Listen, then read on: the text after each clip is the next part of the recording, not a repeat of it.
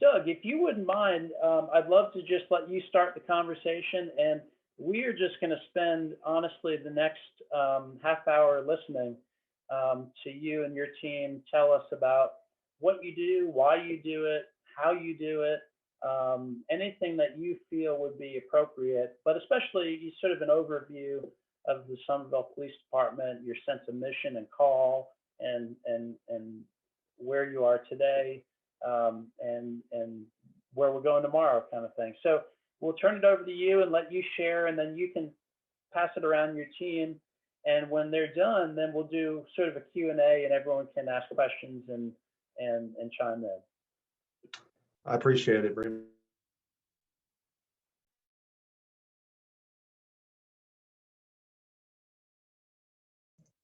Sorry about that. Thank you so much. Could you allow for the screen share for me on that? While he's doing that, you know, I think I said it in the onset, and we have the most awesome responsibility and power in the face of this country, in this world, really, and that is law enforcement. We're the only ones with the power to take somebody's freedom, and that should never be taken for granted. There's not a more awesome power than that a human could possess. It's very easy to abuse and to misuse, sometimes intentionally, many times unintentionally. But part of that responsibility is being able to be responsible enough to make the right decisions. And we are going to make mistakes just like everybody else does. But when we do, you have to be able to one, either self-recognize that we've made a mistake and fix it internally, or let somebody else, an outsider, do that for us. And unfortunately, you don't want to be the one who, the agency or the officer where the outside is the ones who are trying to correct you. But when they do, and if it was done incorrectly, you have to own it. And one of the good things about working for this agency is we have really put onus on all of our officers to be responsible and to take ownership for their behavior. And from the smallest thing of bumping your car into a parking post and coming forward and being honest about it and telling us beforehand rather than us finding out afterwards, or you know, you might have put handcuffs on somebody too tight and it maybe put some marks on their wrist, and you bring that to your supervisor's attention before the suspect or the defendant brings it to the supervisor's attention. You know, we don't want to be overzealous in us being so correct in how we do things that it causes officers to not make decisions because they're scared of the ramifications of what they do. And I think we're seeing that a lot with the depolicing that's going on in America right now because of fear for retribution, that if we make a bad arrest or we have to use force, that it's going to be under the microscope, and that their picture is going to be on social media instantly, and they're going to be on 6 o'clock news. Well, the way I've explained it is it's no different than it was 10 years ago. We as law enforcement officers, if you made a mistake and you were called out for it, it was written in print. It was in the Post and Courier. It was in the Washington Times or the New York Times or the Washington Post. Or it was in periodicals, right? And then it may take a few days, but then it would get on TV. And then social media came along, and now so we're trying to really help teach our officers how detrimental their behavior can be instantaneously, not just for themselves and their profession, but or their jobs and their careers, but also this entire profession of law enforcement. So What we really did was when Chief Rogers was promoted and appointed as Chief of Police 4 years ago, um, he and I were the only original members of the command staff that was in place at the time. We really wanted to move the department in a different direction, and not that the first direction was wrong. It was just that we were doing things pretty archaically in a lot of different aspects. One of which was we were not putting any information out to the public. It was almost like what Summerville Police Department did was a big secret. Um, if we did something good, we didn't tell the media. If we did something bad, we didn't tell anybody. Um, if it occurred in Summerville, we didn't want people to know what was going on almost. And we didn't like that. We didn't have a social media footprint until myself and Captain O'Meara went to the former chief, and he kind of gradually allowed us to do some different things. But the big thing we wanted to do was we wanted to promote positive policing. And I know we've talked about that, but that was a big, big movement for us. And it was a very hard pill to swallow up here because in Somerville, and I'll tell you why, because most of the scrutiny, if you will, and the highlight reels you see on any of the local 3 news channels, or you read in any of the local newspapers, takes place in the metro area, right? North Charleston, Charleston City, Charleston County, Mount Pleasant, of course. But nothing was ever up here, and that's not necessarily a bad thing. But we wanted to show that we have a very professional organization up here, and some of the finest men and women that serve this profession that work here, and we wanted to really put that on display. So we started a social media footprint on the different platforms, and by doing that, we set a goal, a kind of a rule, unwritten rule, was we're not going to put anything negative on our social media. Everything we do is going to have a positive spin to it. And that's going to give us, I talked about, I think several meetings ago, is our social capital. And that gives us the ability that, if we do make a mistake and it does become publicized, and we do, it's a little bit easier, and I'm being very transparent with you, it's a little bit easier to forgive than when you see nothing but people being perp walked, showing their mug shots, being very disrespectful to suspects, whether they deserve it or not, by ridiculing them. And you're doing all this just to gain media attention on social media, to get followers. That's sensationalism. I disagree with that. I don't like that model. I think it's bad for this profession. I think it's bad for society. And if it works for that particular agency or agencies in the Low Country or around the country, that so be it. If that's what their people want. But I think that also paints a very negative picture of law enforcement and what we do, when what we actually think of these people. If that's what we're willing to say about people in public, what do we say and do in private? So we really need to be self-checking ourselves in this profession. And part of doing that is instilling a belief in a culture within our organization of doing things with honesty, with respect, with dignity, and earning the trust of the community through the work we give through integrity. And that is always being transparent, always telling the truth and doing the right thing. And as you know, the definition of character is doing the right thing when nobody else is watching, right? So that's what we want to instill here. That's what the culture we've created. We hold people accountable here. We've actually, being quite frank with you, have gained a reputation within the local police circles as maybe being too domineering on our people when they misbehave. But the fact of the matter is, if you conduct yourself in not just an unprofessional manner, but a manner in which brings negativity to this profession, and it is either mischievous through crimes of moral turpitude or through misconduct, and it meets the criteria for those particular charges, if you will, that we send to the academy, then we're going to do it. We're not going to sweep it under the rug like other agencies did for years and still do, and let another agency pick them up and let them continue to misbehave. With that being said, we're not perfect. We believe in second chances too, and me being one of these people who was given a second chance early in my police career, I do believe in second chances. This organization does, and we have hired some of our best employees.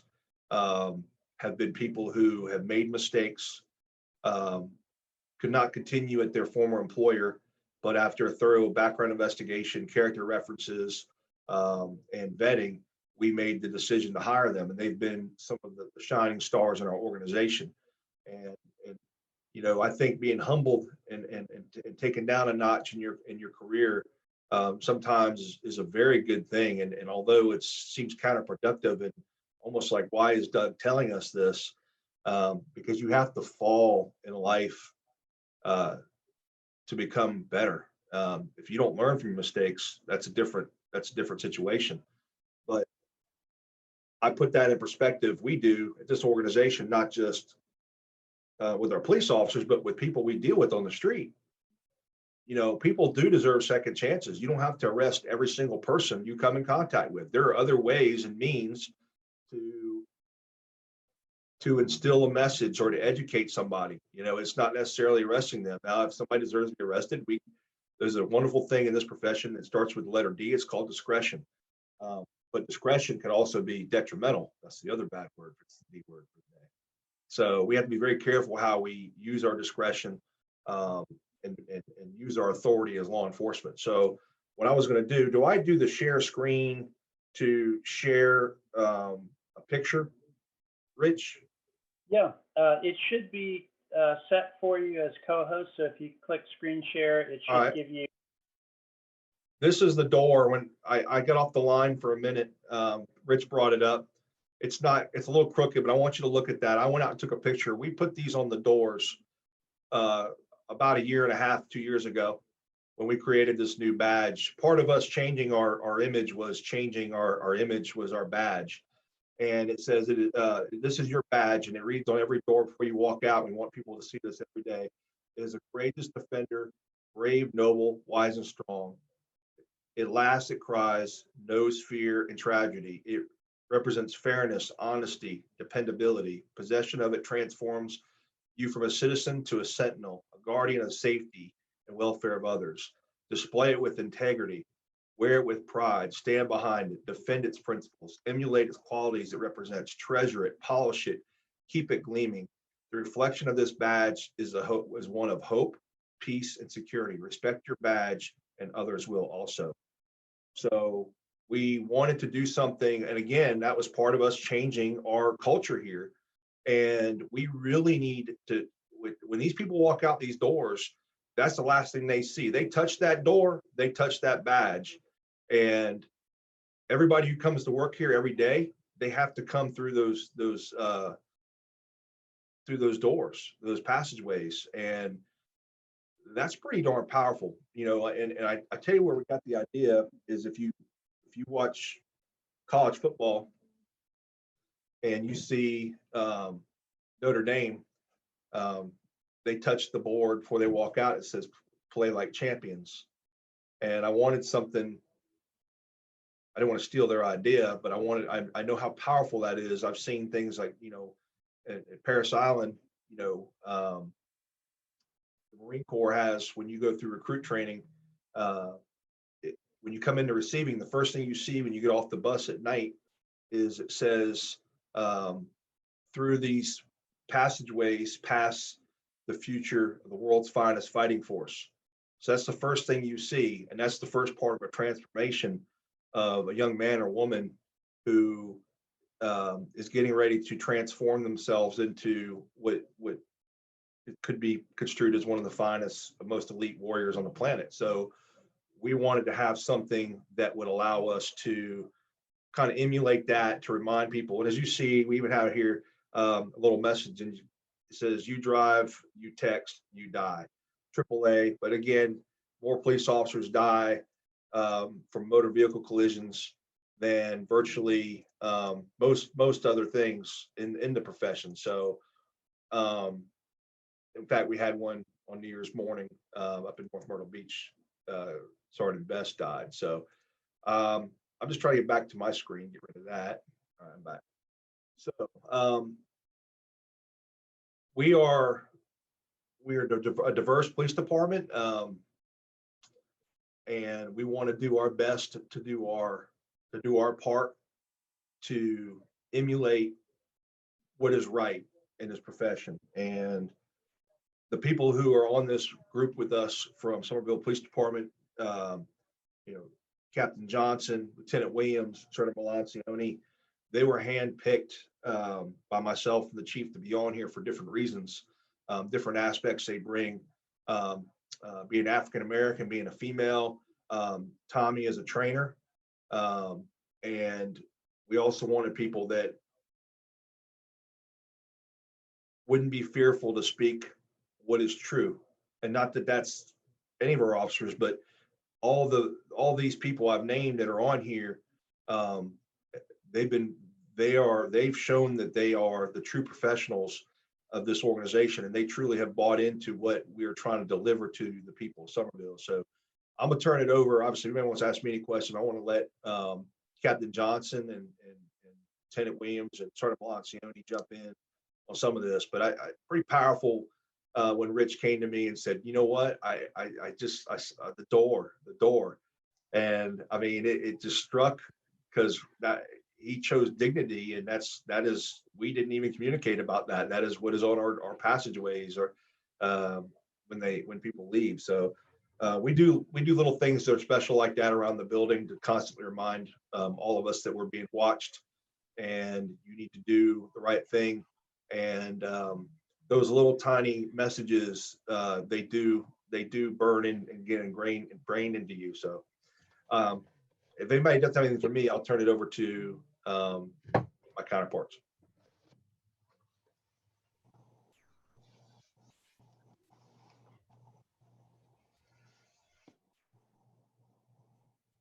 Larry? I can hear me? Yep, we hear you. Okay. I'm probably not going to take as long as the deputy chief did, but he reminds me of an old Southern Baptist preacher, pretty long-winded. But anyway, you know, I always want to be part. Let me just talk about my background. I grew up in North Charleston, grew up in the housing projects. And when I was coming, my dad was actually a police officer for the Housing Authority Police Department, which they patrol all the housing authority areas that were in North Charleston and in the Charleston area. So my father was in law enforcement, so I've always been around law enforcement. But I can remember as a child living in the housing projects, the only time I would see the police is when something was to happen bad, something happened negative. And I know when I became a police officer, I didn't want to be part of an organization. I want to be part of an organization that do positive things.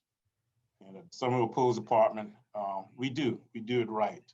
I can remember many times when we would get out in the public and do what we say called community policing, but we would have our shift briefings out in neighborhoods, and let people see us, let young people see us as we are, not as when we come out and arrest someone or when there's a incident, a serious incident.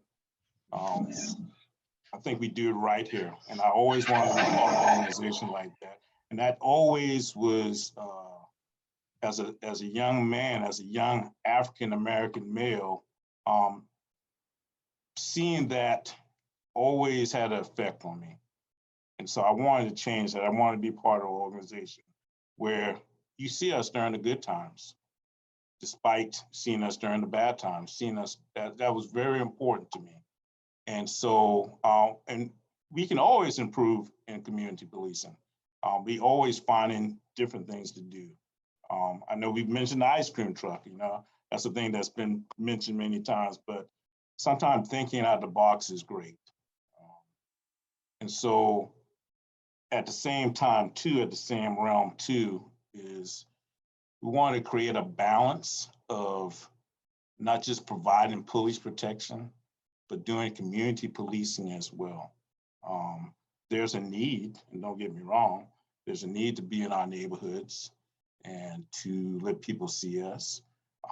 Everyone deserves to live in a community that's safe from crime, safe from any type of criminal element.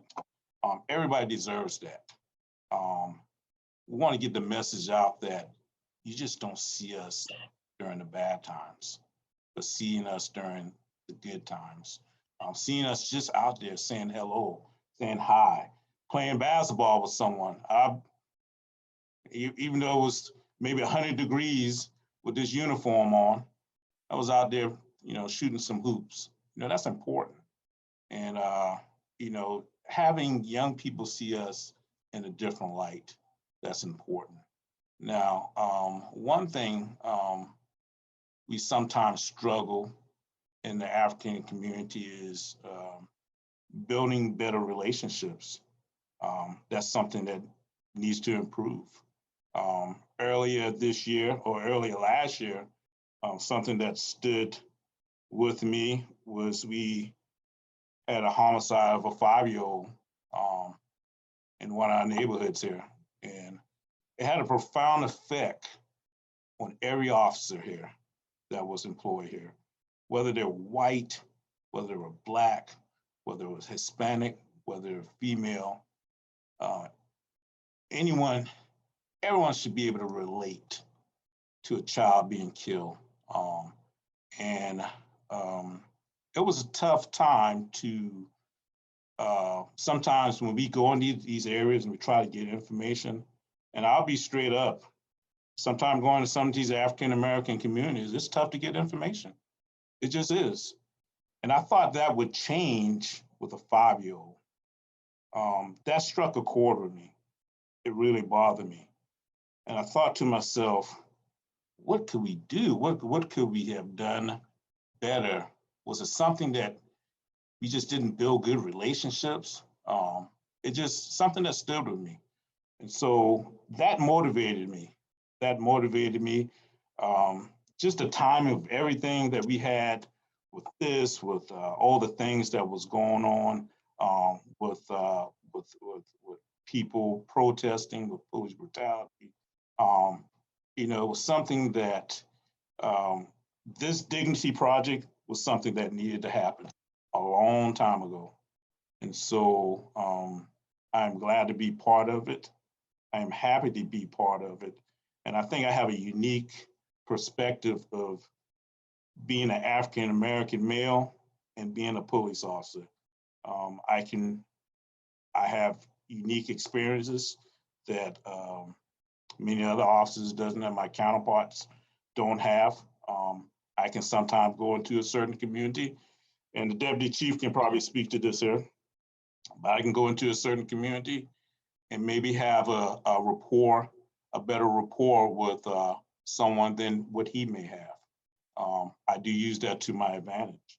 But I always want to get people to understand that we do it good here. We do make mistakes. I like that we hold people accountable. And I've been part of you know, we've had to discipline people, and whereas before, when prior to the command staff, we probably didn't do as good as a job as we should have done with that. There's a lot of transparency in this department here, which I like. There's nothing hidden. There's nothing hidden from our officers. There's nothing hidden from the public. We're straightforward, something that I like. I understand my role is very important as being an African-American male in a prominent role in this police department. I do not take that lightly. I take that very seriously. And I understand that it's not how I just act or behave in my uniform, but it's how I act outside my uniform. When I'm out in public, there's many people that know who I am. And so, and that's what I try to explain to the upcoming officers that we have, that it's not what you just do in your uniform that when you're at work, but it's how you behave and how you act outside of this profession. People are watching you, people know who you are, and that's very important. Same thing with social media. We probably are very, when it comes to what our officers put on social media, we're very hard on these officers, what they put on there. Because what they don't realize is they reflect this badge, they reflect our police department. So things, your political stuff, your political beliefs, your religion beliefs, or whatever it may be, you know, you need to kind of stay away from that. And so that's something that we really, I tell you, the social media probably gets a lot of people in trouble. And so that's one of the things that we really concentrate accountability, whether it's you out there on a call, you may have did something procedurally, you didn't do something correct, you can be held accountable. I'm even held accountable. And I'm a captain, but I should be held accountable. And so with these officers, especially newer young officers, what they have to realize is that, you know, you carry a lot of responsibility. You provide servitude, you serve, you hold to a higher standard. And they may not like it, but you chose this profession here, and we need to be held to a higher standard. You know, we have some extreme powers here that we can take people's liberty away from them. So that's something that they have to realize how important it is and how important it is to have positive interactions within our community. Having people that don't look like you, getting out there, communicating with people, interacting with people. We have to do that more and more, ever and ever, more and more these days here. I think is very important. So I'm just glad to be part of this organization here. I am glad to be part of this command staff where I play a pivotal role in the decisions that are made that affect our community, that affect our agency, and that's a great thing to be part of. So that's about pretty much all I have to add to what the deputy chief said. So. Awesome. I don't want to hear about Southern Baptists again, the Baptist preacher, brother.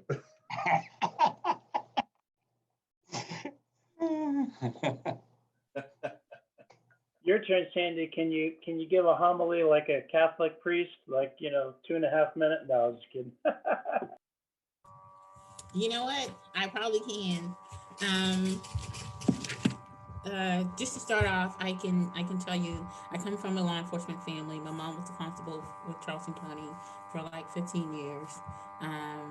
My stepfather, he retired major from the city of Charleston. And so that service, the service to people, has always been part of me. And through my youth, I had challenges.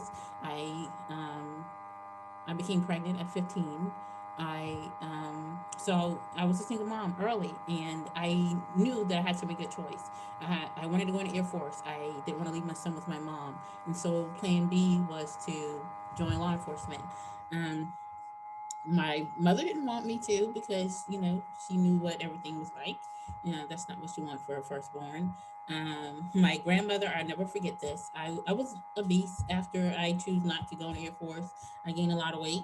And my grandmother, she was like, "You're never going to be a police officer. People are going to run. They're going to steal your gun and everything else. I mean, people are going to run and catch you and steal your gun." And so she placed that fear in me. But that same fear that she tried to place in me, I would say, it actually motivated me to lose weight and to get to a place where I'm able to and felt comfortable to apply. And as a matter of fact, today makes the 22nd year I started the academy. So yeah, um, Captain Johnson was in my basic law class, 376. Then so yeah, today makes 20, 21, 22 years.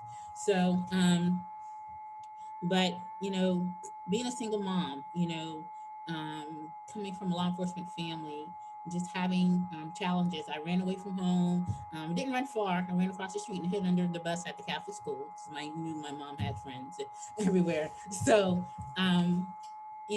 those things. So my walk in law enforcement is just not mine. It's for single parents, it's for women, it's for obese women, or folks who have hope and dreams to become something or someone that others say that they're not. And as my position now, I've been an investigator. I'm now I oversee the schools, and this I take as an opportunity for me to help other people overcome their challenges, to see the bigger picture, to look at things and go, um, see the possibility in everything.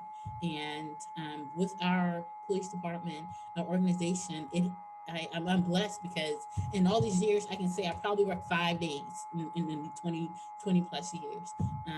So I'm blessed to have the opportunity to go and be myself, to use what's been instilled in me. I see it as a gift, and the gifts aren't meant for you to lie or intended to lie dormant. It's meant for you to use. And so when you pursue and you use your gifts, you find people who had similar or in like situations as you, and you can motivate them and help them get to where they want to be, where they need to be. And as a commander of the school resource officers, the SROs, I'm blessed again because I'm in an environment where I can do this. I can be me and I can help someone else. Sometimes school is the only place where people want to get what they need, and we all know the word said, forgive them because they know not. Well, we're going to teach them. We're going to teach them so when they get out here, they're going to know something, whether they got it from a teacher or a police officer, whoever else. Someone help them. Someone help me to get where I am. I can't save everyone, but I'll be damn, I'm going to try and save a whole lot. Why? Because I take this service to humanity to the utmost.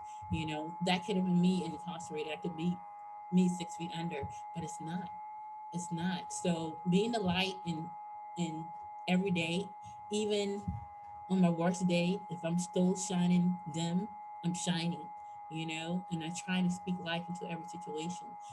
Having those trials and tribulations, they weren't to break me, they were to build me. And so that's why I look at this cup and say, oh yeah, I have a lot. Well, I do have a lot in here, but I look at every drink as or every glass as me half full, almost full, and never empty. Never empty. So our organization, we go with SBD Pride. That's what we always say, SBD Pride. And that means a lot because when you think about the organization as a whole, when something happens, it's just not that officer, it's a police officer or the Summerville Police Department. And that's a challenge that I don't like when something happens because they place you in the same categories. Now someone who's motivated and so ambitious to do a lot of things, we are sometimes placed in that category and we have to work twice as hard. But you know what? That's okay. You know why? Because I allow my actions to speak for itself. I'm not gonna go out here and go, every officer's not like that. Every officer is like not like that. Let my work speak for me. Let it speak for me. And so, Summerville PD, we always say Summerville's finest. We are Summerville's finest. We are. And I can tell you, our organization, we are truly a family. And I think that's what makes work easy to come to every day. Not everyone can say that. Not every organization can say that. And I can say, I am blessed. Sandy Williams is blessed to be here. I don't care about accountability. I do care about accountability, but we all have to be held accountable. Some people say, okay, they were reprimanded for something and now they start falling downhill. Take responsibility. Everything happens for a reason. Make the next second count. Your best is not yet to come. It is now. So make it happen. And that's my Catholic version.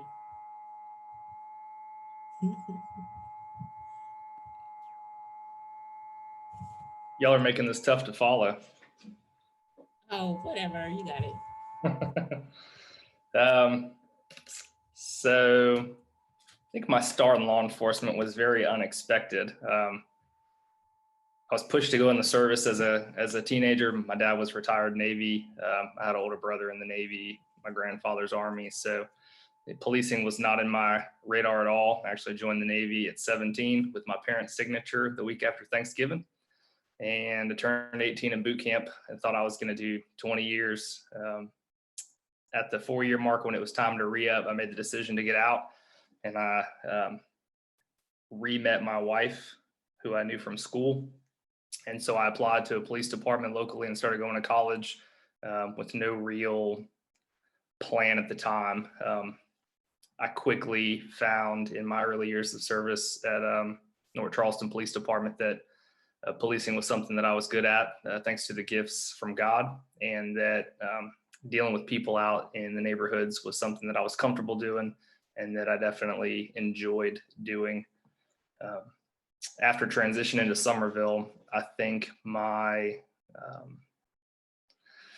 outlook on developing other professionals in the career certainly changed. Early on, it was all about, what can I do to be a better cop? And I quickly learned that I had a knack for teaching other people where that was typically left to one or two specific people in an organization. So with regard to training, we put a lot of expectation on the training staff to help police officers grow. And there's not a lot of responsibility expected at the team level other than supervision's sake as a career, not necessarily in Summerville. And so I definitely spent the last probably 5 or 6 years of my career teaching younger cops how to do things the right way, teaching cops how to do things that made better cases and also gave a more lasting impression on communities. So I can say in my 10 years of law enforcement, I have not met a lot of cops that are bad cops. I've met a lot of cops that do the job for the right reasons, but don't take the time to do it the right way. And so that kind of coincides with what the deputy chief was saying about holding people accountable and owning our mistakes. I too, like everyone on the screen, has made mistakes. I've certainly learned from them, and I've taken the opportunity to share my experiences with other people to help them grow in hopes that they won't make those mistakes, but also use it as a relating point for other people to say, hey, I've done this and learned from it. You're going through this. This is how you're going to benefit from it. And I think my faith helps me with that too, drawing the positives to the ups and the downs.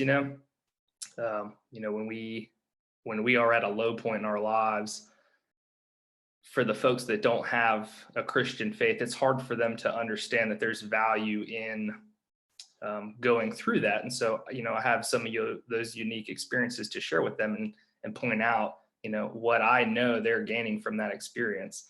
And so I think it has helped. I've certainly enjoyed making the relationships with coworkers in those times. I've taken some notes over the day, and I just wanted to share a couple of facts that kind of give a unique perspective for law enforcement. We talked about kind of sharing our experiences with y'all. So with respect to what people bring to the job before they're cops, they're introverts or extroverts. They either have life experience or they don't. They're mature or they're immature. Some are good communicators, some are bad communicators. Some are married, some are not. Some have kids and some don't. Some are healthy and some are unhealthy. And so those are a lot of things that kind of shape them as an individual before they even put on the badge. And so, we all understand that people have a different perspective, but it's important to highlight some of the ones that are, certainly affecting our daily job. Something I've mentioned before that I think is important that I try to teach the folks that I work with on a daily basis was a term that previous chief of mine used called Know Your Zone. And that means know the crime statistics that are happening in your zone, know the communities that you serve. And that helps relatability. If I can explain to somebody during an encounter why I'm in an area or what crimes have spawned the increase of police presence in that area, it kind of takes away some of that argument about, oh, you're just stopping me because I'm Black, or you're just here because of this crime, and you don't really care about the community. If I can spend 30 seconds explaining to somebody, these are the issues we're having here, these are the successes we have in our enforcement of those issues, and these are some of the downfalls that we're having and why we can't be successful, it helps progress the conversation, other than me just saying I stopped you because your brake light's out, or I'm here because you called 911. There's other reasons we're there. And I think it's important for officers to be able to articulate that. Even if they know it, they need to share it, because knowledge is power. Something I've enjoyed over the years that I encourage us to bring up to people in the communities when we're doing some of these events in the future is to kind of fact check the officers. And in that, I mean, if an officer is explaining something to a citizen and they don't understand it, or they think it sounds far-fetched, in a respectful way, challenge the officer to explain it further. And so I'll give you an example.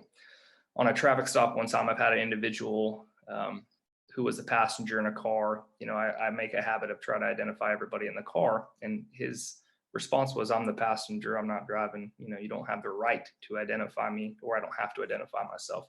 And in some of that, I think he's right. But in some of that, he was obviously unaware of some case law that encourages us as law enforcement and allows us to identify folks. And so after I explained it to him, he was still a little hesitant. So I went a step further. I printed out the case law that supports my enforcement action, and I shared it with him. And as soon as I handed him that piece of paper, he pulled out his driver's license and gave it to me. He didn't ever do it in a rude way, but it was his way of showing that he has never heard it before. He's not going to take it at face value just because of the badge, and that he wanted me to show from a law enforcement perspective why we're able to do that. And so I think that was a huge learning point for me in that stop, and I've certainly done it before and after that, where I'll go out of my way and explain to somebody 2 or 3 different ways of why I'm doing it, in hopes that it'll permeate their brain, that they understand that that is something we can lawfully do and why we do it. And so he's going to share that with his friends. I'm obviously going to share that experience with my coworkers. And so we're all growing from that experience. And so it's important for cops to know that just because you're getting fact checked on the side of the road or on a call for service doesn't mean that the person means disrespect. It means that they don't understand. They might not be able to communicate it that way, but that's what it means, right? You can't do that. Well, I can. And this is why. Don't just say you can and put hands on people, because that doesn't teach anybody anything. I wanted to make mention that I'm often referred to by the deputy chief as a trainer. I am a trainer. My role in the department has changed since we started this program, but I can't say that I've trained any less or trained less people since then. I'm now on the road as a supervisor on night shift, but I feel that I'm training more now than I was before, because I'm in a position where I'm supervising young officers who are making mistakes, or who are just trying to learn as they start their careers. And I will tell you that the men and women I serve with all have a heart of service. They all want to do the right thing. Most of them have a vested interest in the community because they live in Summerville. And so even though they make mistakes and I have to hold them accountable as a supervisor, they're always teaching points. They're owning up to their mistakes. They're just happy to be out there and be serving and answering calls for service. And I've definitely found over my 10 years that patrol is where my heart is. I love getting called to somebody's house to help them with a problem. And just keep calling. We're here for you and we love you. Blessed to be a part of this.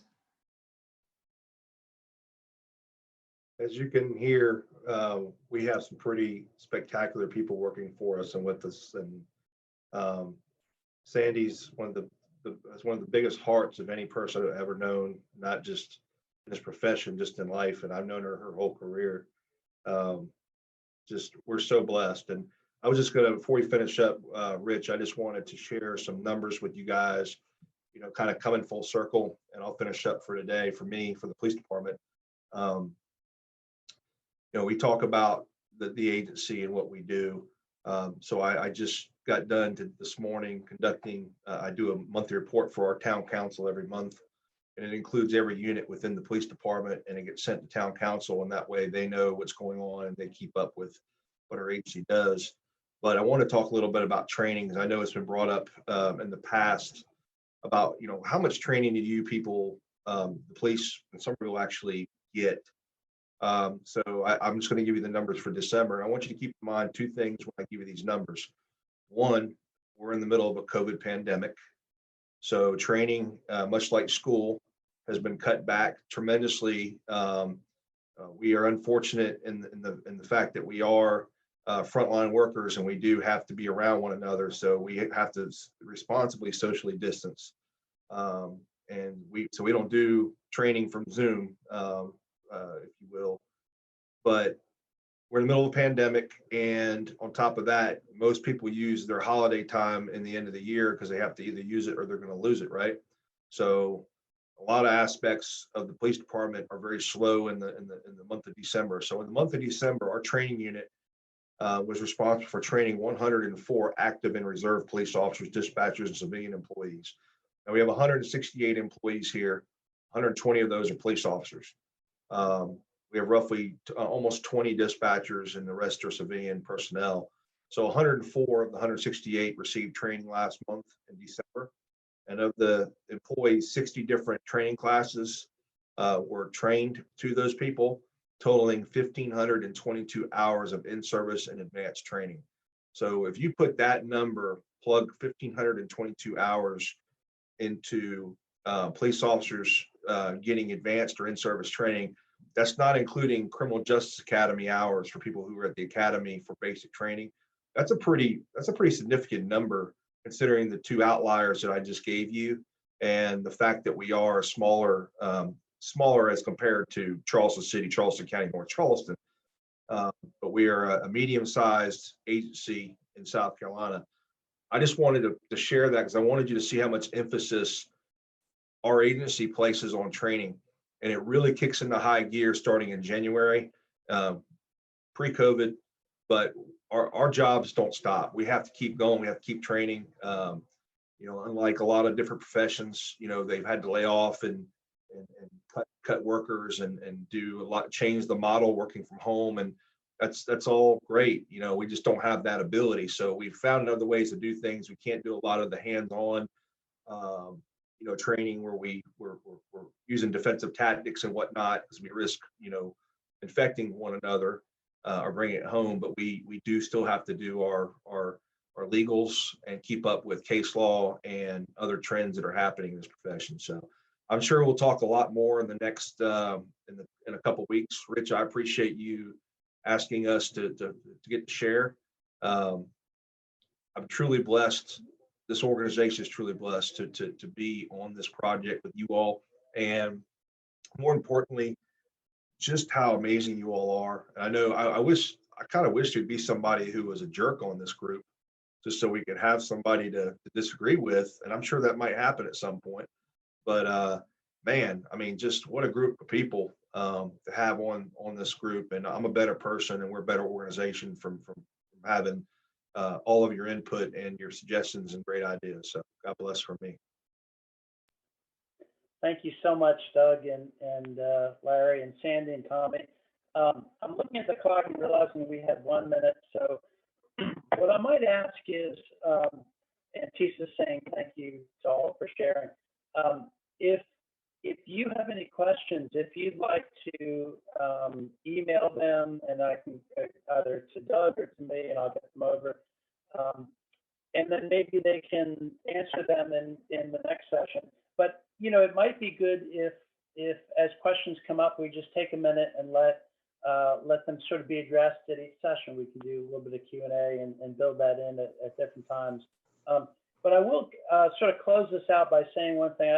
I've seen there are different models for organizations, and I remember some of the departments I worked for back in the day, and some of them you sort of go there and guess at what your purpose is and expectations are, and you sort of define what you do by avoiding getting in trouble for this or that. There's sort of like, there's no real clear vision or sense of calling, and you're just sort of guiding what you do by punishment or avoiding the wrong thing. And then there are other organizations where, like the heart that we just heard from each and everyone, that are so defined by their vision and their sense of purpose to serve that it creates a culture where someone who's not resonant with that just wouldn't survive. It just wouldn't feel right, and they wouldn't fit in. And that is a lot of what I get when I'm around Summerville, and certainly just hearing your hearts and what you express is just such a clear sense of your calling, and it's much greater than just the tasks that you do each day. There's a real guiding force that each of you share in common, and then individually, different versions of it. But just thank you all for that, and thank you for the vision that you have.